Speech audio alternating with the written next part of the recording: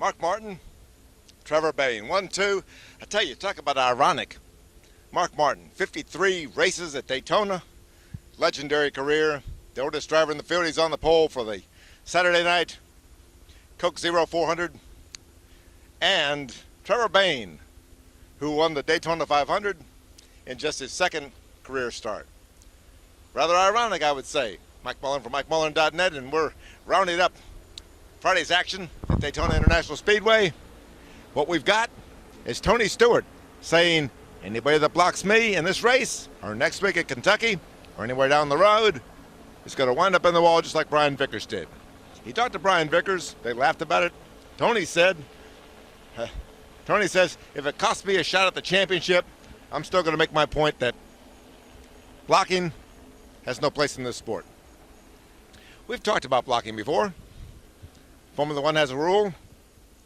NASCAR's got a rule right now, the Tony Stewart rule. You block Tony Stewart, you're in the wall.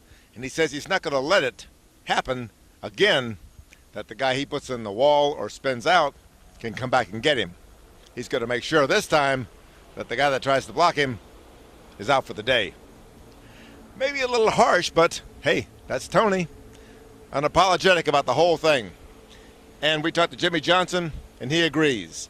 He says passing is so difficult these days that you really get frustrated with guys that block. They can take away your line, and I tell you, with these two-car drafts coming up here in the 400, people taking away lines, they could cause a big crash. The guy running in second in these two-car drafts, all he can see is the spoiler and the pavement and the sky. I'd rather be leading than pushing, but they got to push. Somebody's got to push. A lot of guys are pushing. I don't think the two-car draft is a very safe way of racing, but the drivers like it a heck of a lot better than those big, massive packs they used to have where one little mistake would wipe out everybody. Now it's just going to wipe out 2 or 3 or 4 cars. We'll have to see how that goes.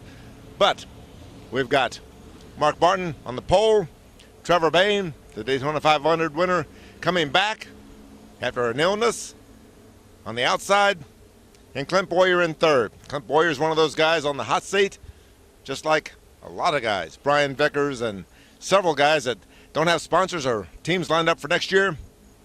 Makes for a volatile mix if you ask me, but we'll have to see how it plays out in the 400. Mike Mullen, Friday, Daytona International Speedway for MikeMullen.net.